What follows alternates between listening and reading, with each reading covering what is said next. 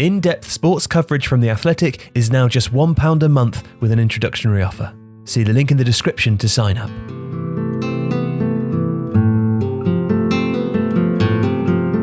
Last season, in December 2019, a familiar name appeared on top of the Premier League fantasy football standings: Magnus Carlsen, the 29-year-old Norwegian chess grandmaster and current world champion. Now, Carlsen would ultimately fall just short of fantasy football's top prize. He still reportedly finished top of a mini-league consisting solely of fellow grandmasters, but in the main game he had to settle for 11th place. And his success was intriguing.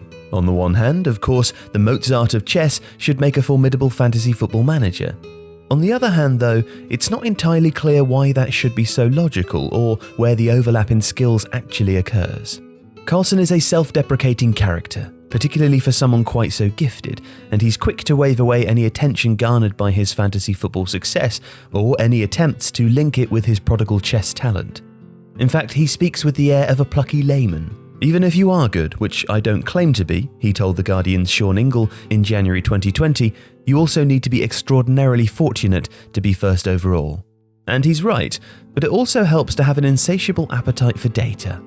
Carlsen is an avowed fan of optostatistics, and according to a Financial Times article published in December 2019, that includes the kind of modelling which is becoming increasingly prevalent among football's real-world decision-makers.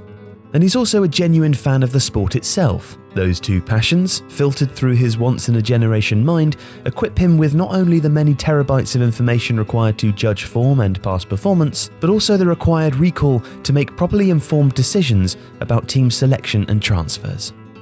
Now, anyone who's followed Carlsen's career or watched the documentary about his life will of course know that he possesses an extraordinary ability to retain information. And, as you'd expect from someone who can contest 10 games of chess simultaneously from behind a blindfold and comfortably win them all, those reams of information typically manifest in extremely coherent strategy. But how does that help in fantasy football? Well, to find out, Tifo spoke to expert Mark McGettigan, better known as FPL General to his 100,000 Twitter followers and to those who follow his column on The Athletic.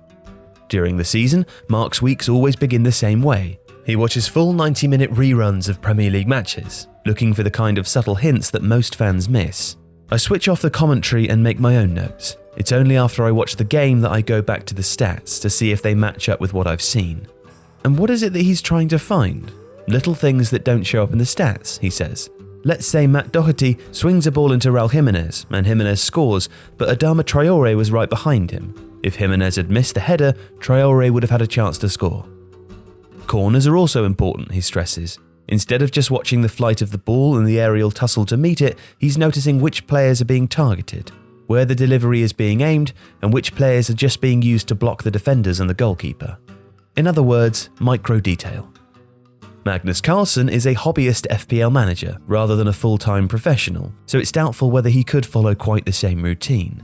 Nevertheless, the habits that Mark describes would seem to appeal to a particular type of mind.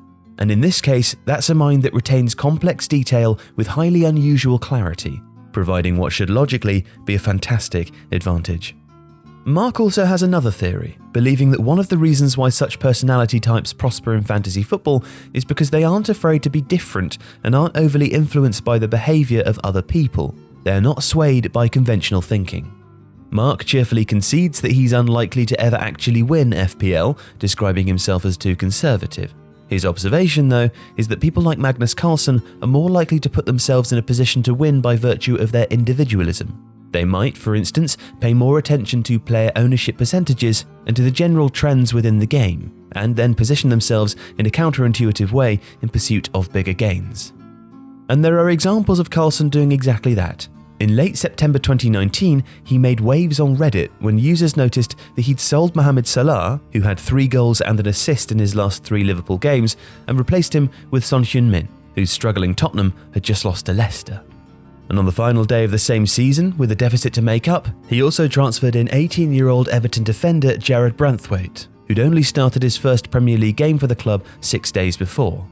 It backfired. Bournemouth scored 3 times at Goodison Park, and Branthwaite finished the game week on negative points. But it was still testament to the originality. Some might say contrarianism, which characterises a particular type of player and which has evidently served Carlsen extremely well over the last few seasons. It's game theory. It's fantasy football almost as poker, and it's no surprise that the world's finest chess player is extremely good at it.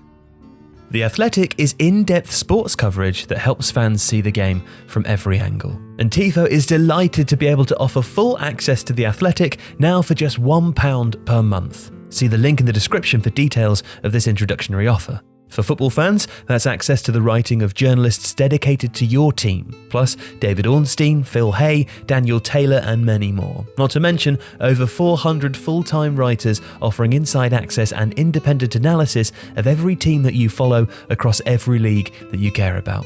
Get local expertise and unmatched league-wide perspective. The Athletic's writers are in the bubble, on the field and behind the scenes as it all happens. Catch up, go deep, and join the conversation on the most important happenings in sports.